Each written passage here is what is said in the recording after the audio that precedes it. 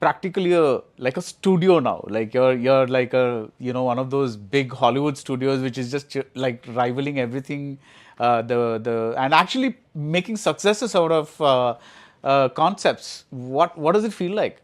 No, thank you so much, sir. First of all, it's a pleasure to talk to you. I think we've had so many conversations that I've watched you do, and it's a pleasure. I think where we missed the mark is actually we still not have made a film, so we are not a studio that way. But yeah, we are a studio of stories for sure. We are making some films now, but we are just lucky to have had a ride of 15 years of telling stories with our conviction in long form, which is not easy, is what I'm told. Making 6 episodes, 10 episodes is always a lot of writing, lot of shooting, lot of editing. We both know it very well. So you're right. I think it has been a privilege, and thanks to the team, thanks to the founding team, brothers and sisters at TVF, who have always pushed the kind of envelope that we've always designed for ourselves, including the latest one with Ambi. And somehow we have become a place where we've managed to tell stories, whether it is Pictures or Kota Factory or Panchayat or Sapne. When you pitched Sapne to him, do you remember his reaction? Did you narrate it or did you pitch it? So the first pitch was a very soft pitch, generally the theme of the show. This was, I think I just joined back TVF 2021. So I told there's a show which for like if I have to summarize it, it's basically the art of dreaming. Somehow if you can talk the art of dreaming, because it's there is also a line in the show which says the unteachable art of dreaming. How do you dream? Everyone wants to dream. So that was the pitch, and he said, this is interesting, but because there was nothing tangible at that point in time, I was also very new in the system.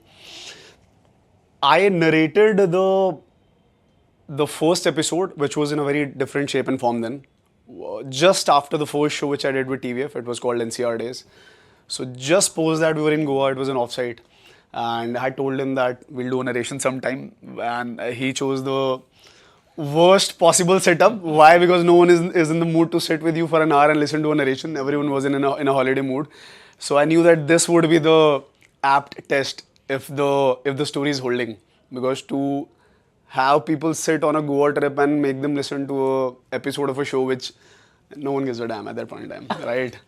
And so narration happened again, but it was in a very different form then. It was not even remotely close to the show now. Now, what made you say yes to this? Because, from the general perception of TVF as a brand is like, you guys do all these fun shows, rooted shows, even Panchayat, it's not, even though it has issues, it's not really a heavy kind of show. So, but this is actually, it's not really the TVF zone, if you know what I mean. It's a little darker. There are moments where you feel it's almost like it's uncomfortable. There's a lot of people who are going to go, wow, that could have been me or something like that. So what made you say, like, let's drive TVF in this direction? I think this is something which personally I was sort of struggling with for a couple of years. I think 2-3 years that, because you start getting comments, we still are the only studio who put premium long form shows on YouTube, and YouTube is the most brutal battleground of content, as we all know. And you start seeing that, okay, another show on exam, another show in which it will be people have a term for it called selective nostalgia. I don't even know the meaning of it, but I do realize that it's not a compliment. So, I think at some level, my mother runs schools and she has a counseling program where you don't meet people who are normally toppers, who are all ambitious. You also have a large part of Indian youth who comes from not even having the wherewithal to dream. Yeah.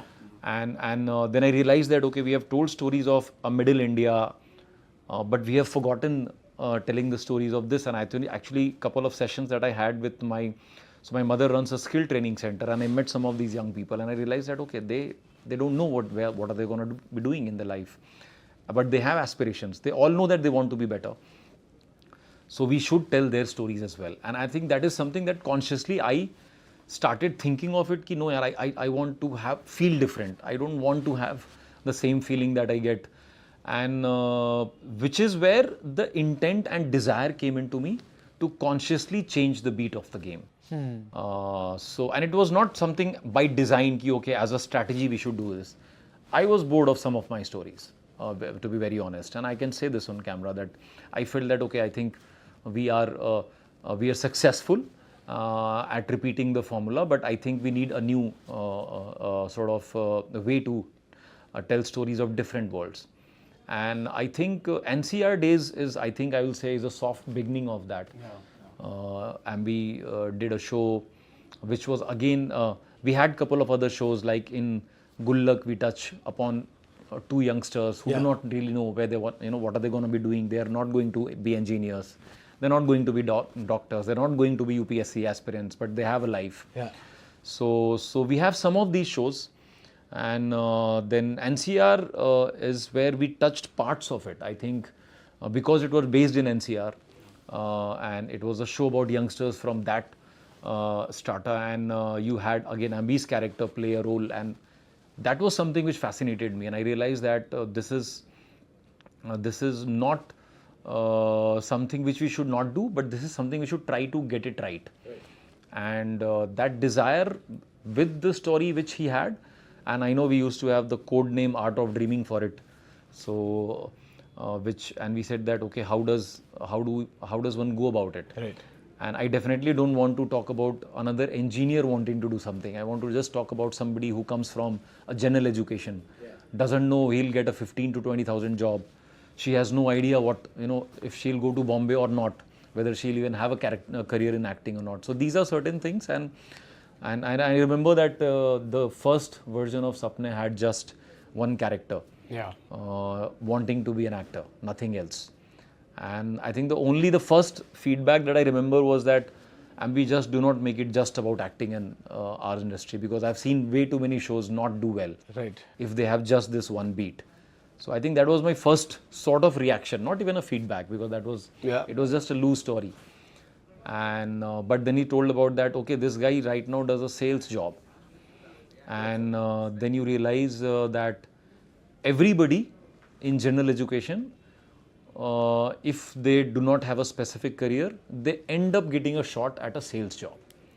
So that's a job which 80% of them will get selected for, and it will have a very low fixed salary, and then they will have to hustle to get. And so there I said, yeah, this is a place where so many youngsters who do not have the opportunity to dream, who may not have parents who would push them for a engineering or a doctor, who come from backgrounds that they're not even sure of, and I think that is where the merger happened. And that was I had done sales all my life. So all my jobs were sales jobs. So it just also felt very, very real. Like it never felt that I'm creating a character for the sake of it. That because maybe sales is more brutal. I was there all my life, so I knew how that felt. So and then it gives a different energy to the script. Once you write while feeling it's coming from a real place, it just passes on from you to the paper and somehow passes on to the people who when they see it.